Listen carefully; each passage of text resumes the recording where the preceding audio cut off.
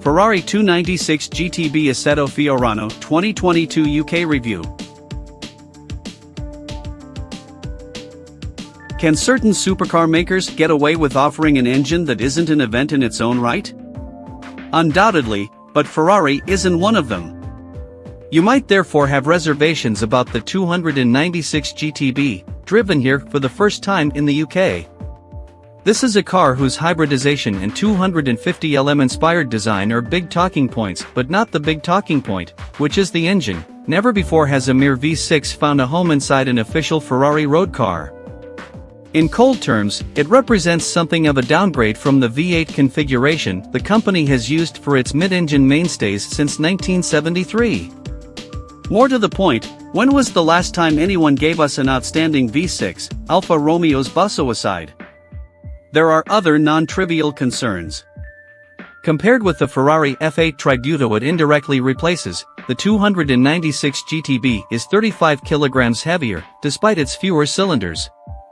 The steering has also morphed from electro-hydraulic assistance, an attribute retained for the McLaren Artura, to electromechanical, which is generally regarded as being less feelsome. Because of the need to integrate the retardation potential of an electric motor at the rear axle, braking is now by wire, too.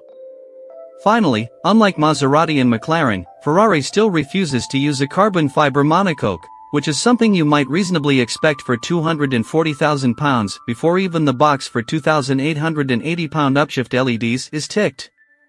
On paper, all this leaves the 296 GTB looking less evocative than its predecessors, less Ferrari. Yet this is possibly also the most complete supercar ever made. We say only possibly because our test car, dolled up in Rosso Corsa and baby blue in tribute to the Maranello concessionaires, take it or leave it, has the 25,920 pounds Assetto Fiorano package. Along with some extra aerodynamic appendages, a lighter engine cover, made from polycarbonate rather than glass, and carbon fiber door cards, it brings the magnetorheological fixed-rate dampers used by the Ford GT and in sports car racing. These are serious dampers, requiring serious speeds to hit their sweet spot, and otherwise give the 296 GTB the kind of sinewy, reactive ride that, if never outright brittle, feels only just on the right side of abrupt. Porsche 911 GT3 owners will know this level of intensity. However, GT3 Opheles aren't able to opt for a softer suspension setup. My hunch would be to leave Multimatic's very special dampers in the box, although only another test of this Ferrari in its basic form will confirm the benefits of doing so. Now, for the undeniably great bits, of which there are many, even in an environment far from the picture-perfect ribbons of asphalt enjoyed on the international launch in Spain. Far from an intolerable disappointment, this wide-angle, 3.0-liter V6, whose 180,000 RPM turbos Nestle between the banks for keener response and cleaner thermal management, is an utter peach. Start the car and it stays dormant by default, but explore the lightly sprung accelerator pedal or flick the powertrain setting from hybrid to performance, for engine always-on driving, select eDrive for electric, and it wakes, initially in spine-tinglingly loud cold start style, exhaust valves pinned open, wanting for no drama.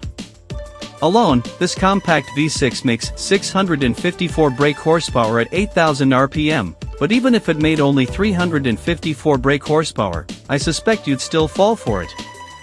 The juxtaposition of its crisp higher register with the pneumatic outbursts and barrel-chested mid-range of an engine heavily dependent on forced induction is unique. No other turbo engine gets so close to sounding naturally aspirated or, just as importantly, feeling naturally aspirated, although it still manages to make its turboness a virtue. Electric assistance unsurprisingly means response is never less than clinical, and even from 2000 RPM in fifth gear, the 296 GTB bolts forward. However, it's the shape of the new F163 engine's delivery and its oral performance thereafter that really let you understand why Maranello calls it the Piccolo V12. Its character revolves in a similar way, finishing with a frenzied rush to 8,500 RPM. Equal to this engine is the same dual-clutch automatic gearbox found in the Ferrari Roma and SF90 Stradale. Blistering redline upshifts are an event in their own right, yet lazy, in-traffic downshifts are generally just as deft. The paddles also have arguably the most engaging action in the business, should you toggle to manual mode and do it all yourself.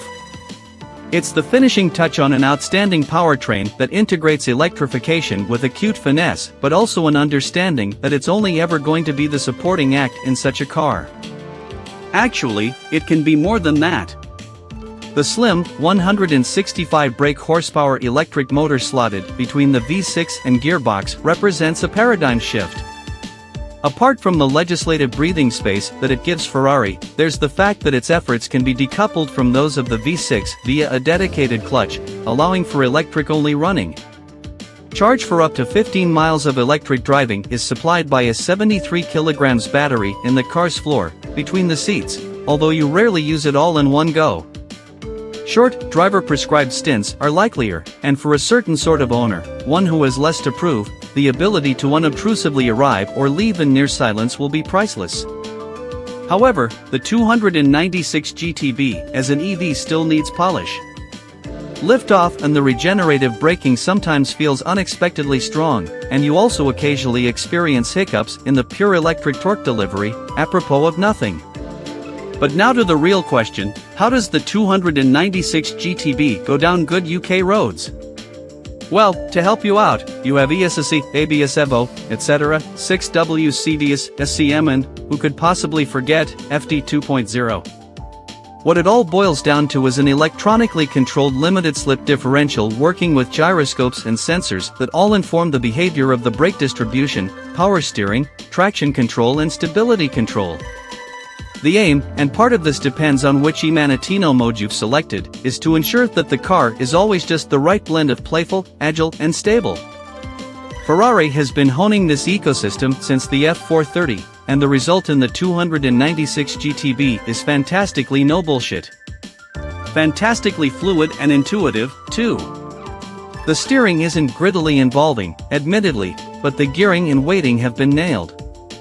On smooth roads, the leading axle feels unusually soft, even by the standards of mid-engine cars, with their low front spring rates, only there's no sacrifice in precision.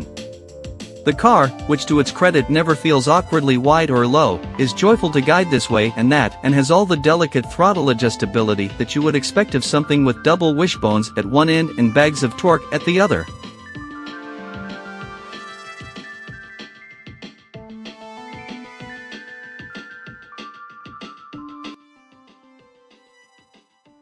Thanks for watching. Drop a like. Leave a comment. And don't forget to subscribe to watch more videos like this.